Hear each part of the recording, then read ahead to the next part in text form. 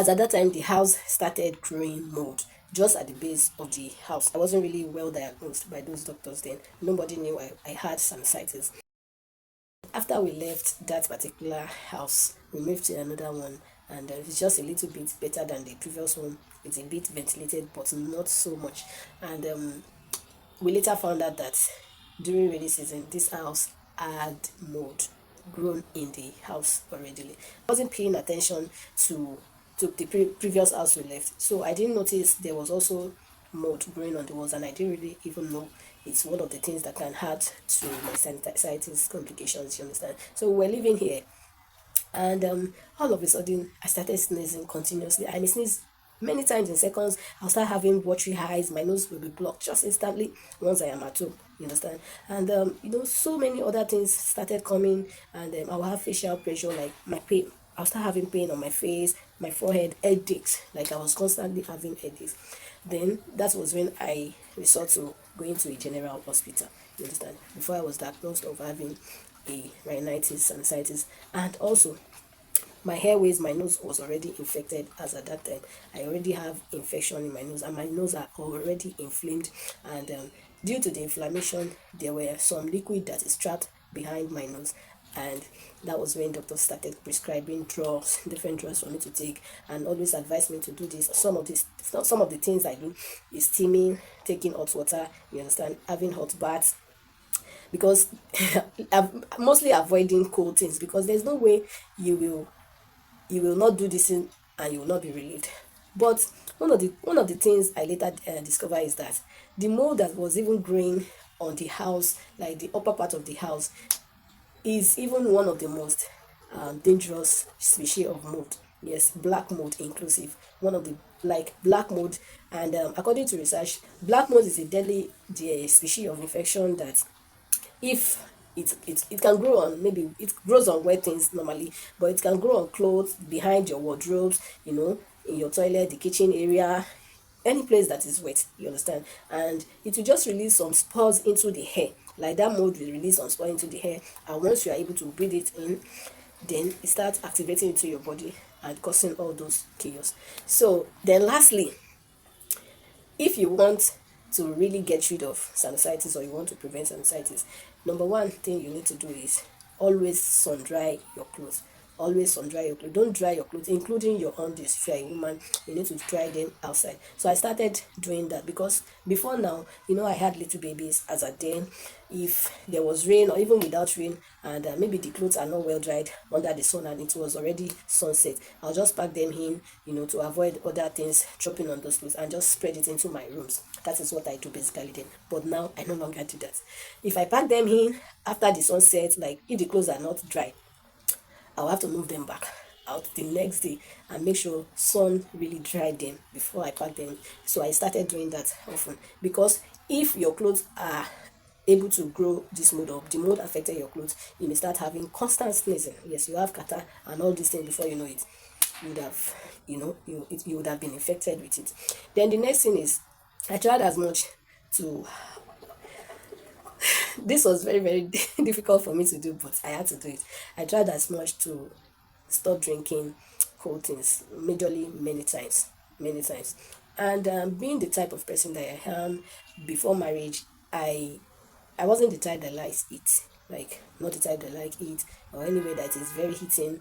I avoid such place very much. But after I got married and I started having my own kids, I started having internal heat. Like, everybody may just be having cold or things like that, and I would be like, it's only me that is having heat. Like, I'm feeling much, so I drink a lot of cold things. Yes, let me just say that I drink a lot of cold things, but because of my health and for me to regain myself back, I had to stop drinking most of these things. Even though I take hot things, but in between I take cold things. Sometimes cold, like I mean chill things, just to cool my body and bring my body back to the normal temperature. But most times I just take normal water if I don't want to take hot things. So you may want to avoid taking cold things every time. Let me say it that way. Cold things every time, even if you want to take it, to be that the temperature of the weather, like the weather is really, really hot, and if your body, you have temperatures at that time as well, you may not want to take hot things, but taking normal water, at room temperature, or if you want to take cold thing, it won't be something that is very chilled. It will just be lightly cold, and you can take it either in drinks, in water, anything. Then the next thing you may want to do if you want to get rid of sinusitis is that you have to adapt to taking ginger, honey, and cinnamon. Yes, I learned that they work as antibiotics and they help with immunity. So, and there are several other benefits of taking ginger, honey, and cinnamon. So, if you blend them together and maybe see if there are any shafts left, then take the drink, mix together with warm water. Your immunity will start developing little by little. You may take it in the morning, in the night, as much as you can. You understand what I'm saying? So I started taking this, and it has been really, really helping me. Sometimes I may go out as in throughout the whole week, and I will not have a one-time blocked nose like this. Or even if I want to have, and once I take those things, I'll be back to myself. You understand? There will be no sneezing. I'll have my breathing will be okay. Sometimes my husband will be like, will compliment and say, "You slept well today," and I've been out, I've sneezed in all of those things, even though I'll cover my nose, still it may not really help.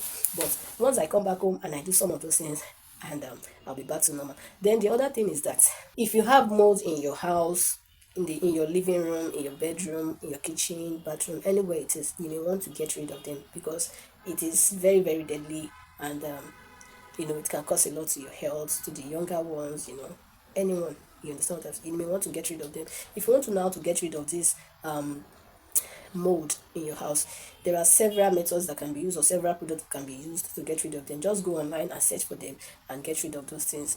But if it persists after you treating the walls, everywhere that it has grown, and the thing keeps coming back and you're exhausted, it means it is time for you to move. Yes, it is time for you to move to a better environment that doesn't have all of those things on the wall, or that is well ventilated. You understand? Then the other thing is, if you have done all of these things, even though you have done all of these things and you feel better, it is also very, very good for you to consult doctor.